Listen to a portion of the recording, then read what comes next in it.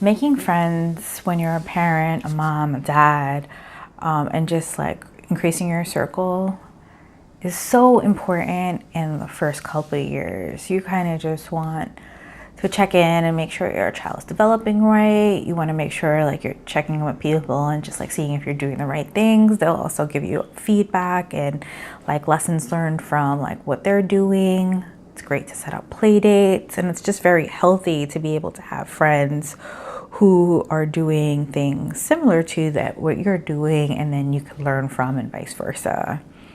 And so for me, a lot of my close friends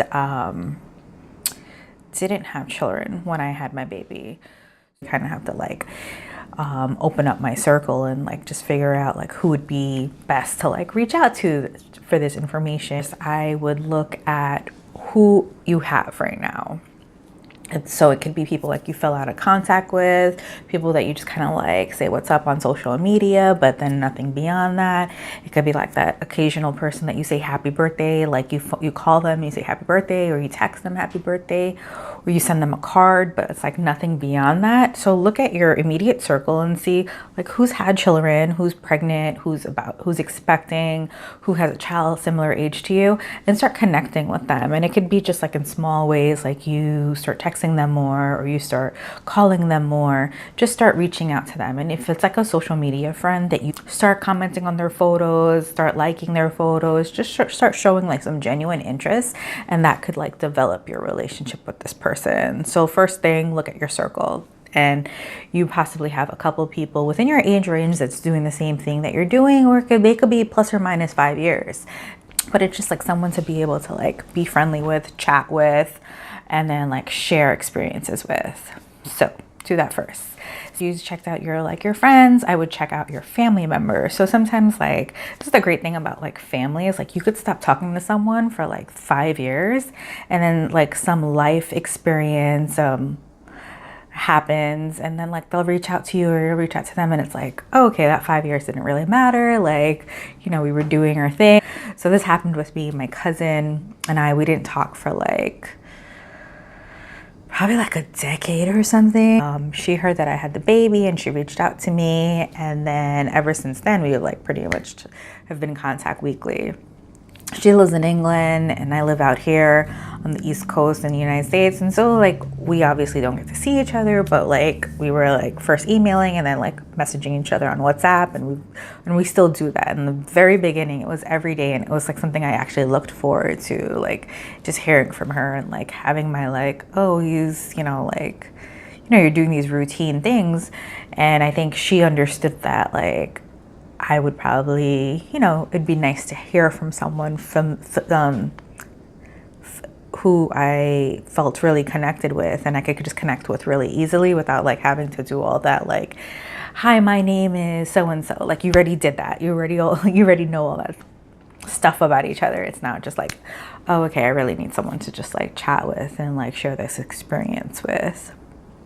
And so sometimes it's really hard to like do those connections and reach out to people, but it's great when like people also reach out to you because you just had a baby, or you're pregnant, or you're expecting. So second, I recommend going to classes, and this is something that I did with our baby. So we went to Mommy Me yoga. We did several swim classes at the Y, and we have it this winter, but we're gonna start back in the spring. I went to a breastfeeding support group. I went to some other classes. If you find like an establishment that has a bunch of different classes and there are things that you're interested in about, that's really great, because sometimes they even have like mixers of like meet and greet moms or meet and greet new parents. And so like sign up to those things. And just like kind of create that community within, because there's already a community, and then you could just start making friends with people. But you have to be like intentional about making friends. Friends will not just necessarily come to you. So sometimes like it could be the person who sits next to you and you start chatting them up.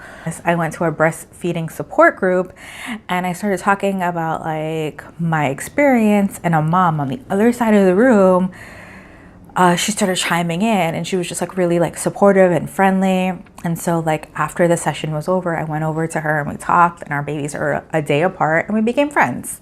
And we became friends and we were friendly. We hung out, our babies hung out, we went to the zoo, we did a bunch of stuff together. So it was really great to be able to like connect with someone. And sometimes it's just like going to that class and then before you know it, you have like this great friend. There's story time, so Barnes and Nobles and some of the libraries.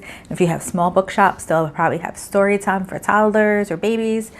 But the best time to go to those story times though are it's toddlers, like when they're actually moving, when they're babies, like it doesn't really, like you could start and like talking to people, but like you want the babies to also get something out of it. And indoor and outdoor playgrounds, those are absolutely great to meet people because usually like especially when you have toddlers, like you're usually kind of like shadowing them, like you're not like right on top of them, but you're like shadowing them, like they're going to the swing and the slide, and those are things that you kind of have to be involved with, especially at that age. So you meet people that way also. And I really recommend indoor playgrounds. I feel like people are super friendly and chatty at those. And my last recommendation is to go online. There's a huge circle of network of mommy and daddy. One place that I've met, actually two really great moms, is peanut.com.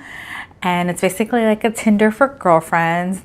They're women who are moms and they're just like kind of looking for a mom network nearby.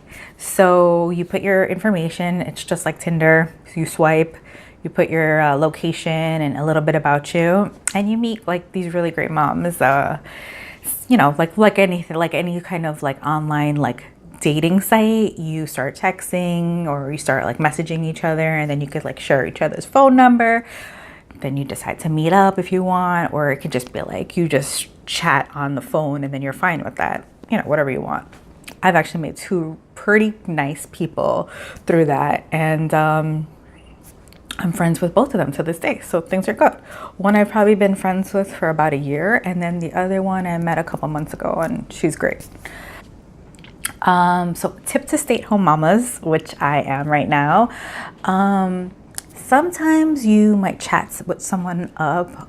It could be through MeetUp or Facebook or peanut.com. And you might say like, hey, I'm a stay-at-home mom. And the person that you were just like messaging and you know, everything seems to go really well, they might stop messaging you. So this is something that I have experienced.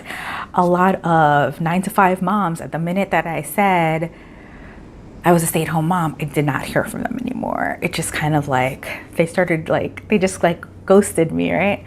So don't take it serious. Don't take it personal. It's nothing to do with you. You know, sometimes like the additional stress of having to, you know, leave your home and, you know, go and work 9 to 5 or, you know, 8 to 12 or whatever those hours are, you might not feel like you could connect with a stay-at-home mom the same way that you can with a mom that's working outside of the home. In the very beginning, when I started seeing this happen to me, I did kind of be like, you know, but like I've worked my whole life. I've been working since I was 15. I'm home now, but it's like, you know, I can still connect with you. Like I don't feel that way, but like some people do feel that way. They want to meet like other moms who work outside of the home. So don't take it personal, stay-at-home moms. All right, thanks and good luck on your journey.